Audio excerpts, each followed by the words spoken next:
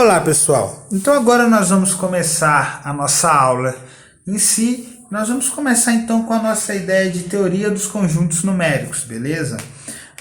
O que eu quero que você pense neste primeiro momento é o que seria um conjunto, tudo bem?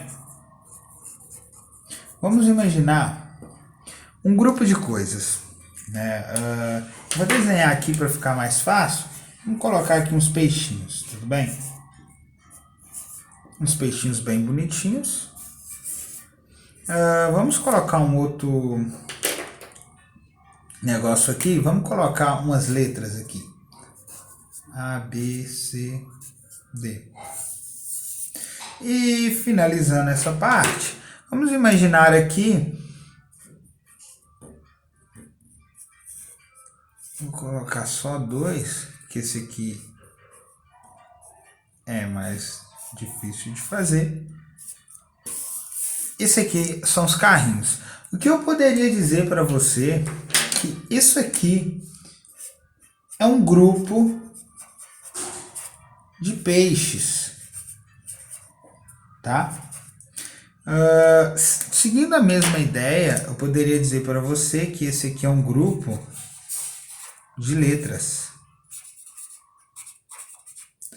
E seguindo essa ideia bem intuitiva, para a gente esse último grupo aqui é um grupo de carros.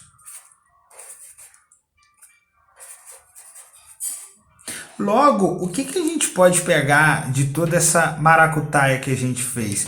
Que na verdade conjunto para a gente é um grupo de coisas, tá? Então conjunto é um grupo de coisas.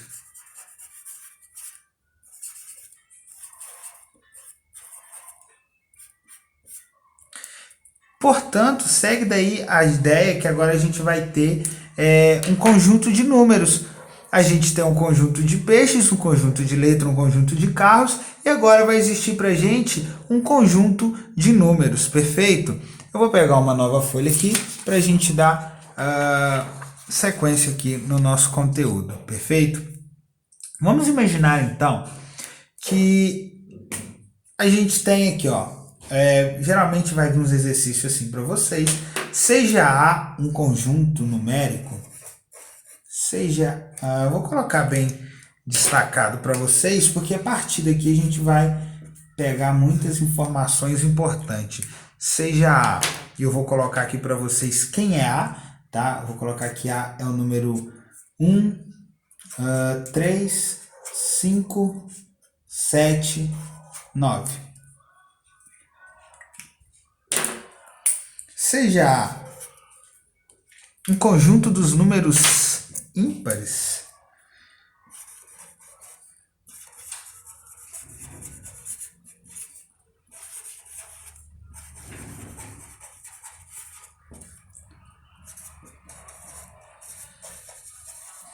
e aí ele já te deu uma informação. Qual que é a informação que o nosso colega te passou?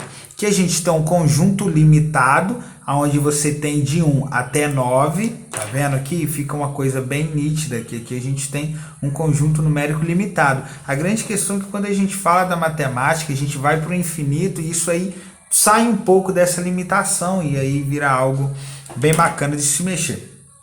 Seja esse conjunto dos números ímpares, eu vou ensinar vocês algumas nomenclaturas e assim que terminar essas nomenclaturas, nós vamos para alguns exemplos, beleza?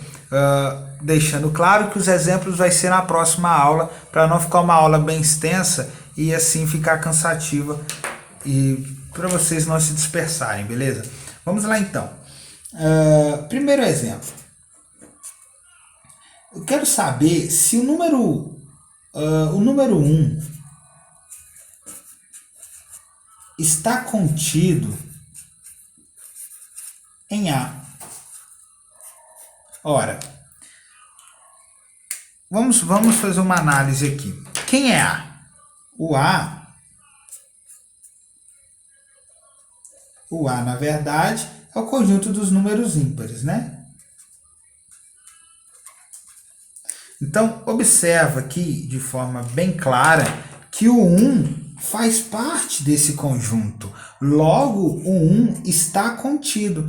E como é que a gente vai escrever isso matematicamente? Porque a gente tem um dicionário matemático. Por você não ficar escrevendo isso em todas as suas contas, você vai colocar um Czinho assim. Significa que o 1 está contido em A.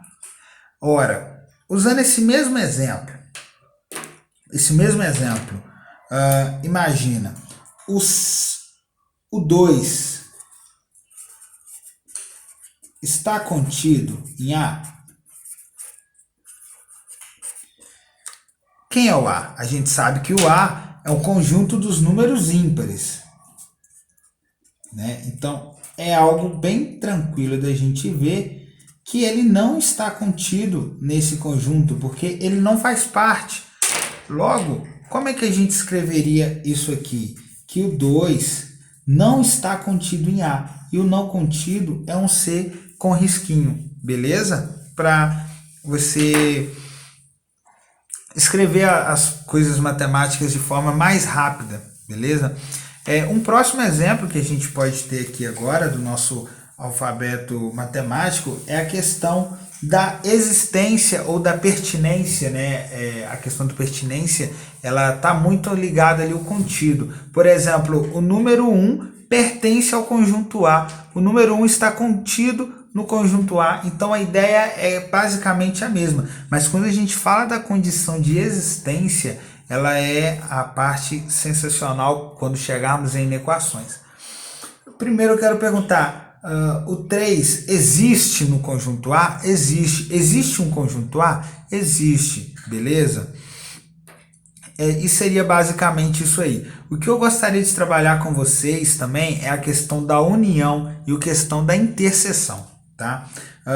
Vamos imaginar que eu tenho aqui um conjunto A que é dado por 1, 2, 3, tudo bem? E um outro conjunto B que é dado por 7, 5 e 4, tá?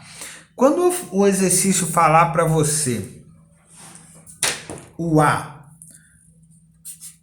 união com B, significa o quê? Você vai unir os dois, tudo bem?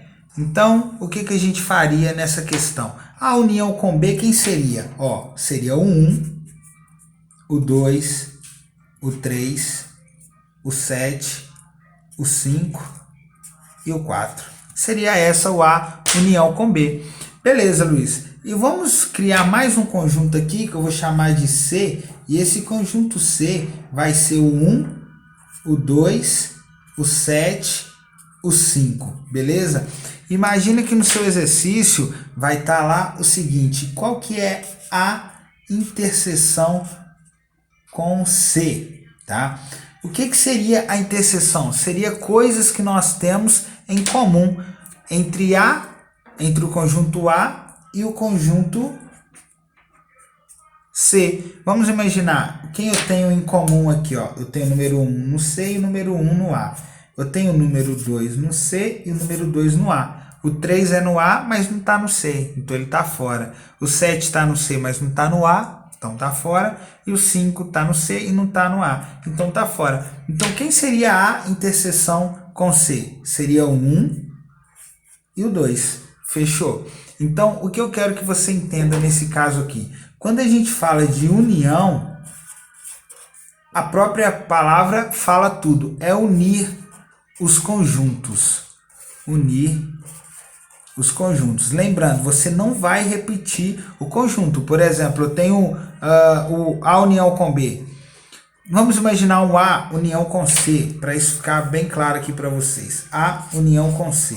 Quem seria A união com C? Seria o 1, 2, 3, 7 e 5. Ou seja, Luiz, você não vai repetir o número 1. Mesmo que ele apareça aqui no conjunto C e no conjunto A, você não vai repetir ele, beleza? Então, quando eu falo de união, eu estou falando de unir os termos. E quando a gente fala de interseção, eu estou falando dos termos iguais, os termos em comum, seria a palavra certa, termos em comum. Então, essa primeira parte nossa é uma parte mais teórica. Eu vou deixar aqui paradinha para vocês tirar um print aí, beleza? Acho que já foi. E agora eu vou começar a escrever para vocês as nomenclaturas e vamos dar alguns exemplos para isso não ficar uma coisa muito abstrata para vocês, beleza? Até a próxima.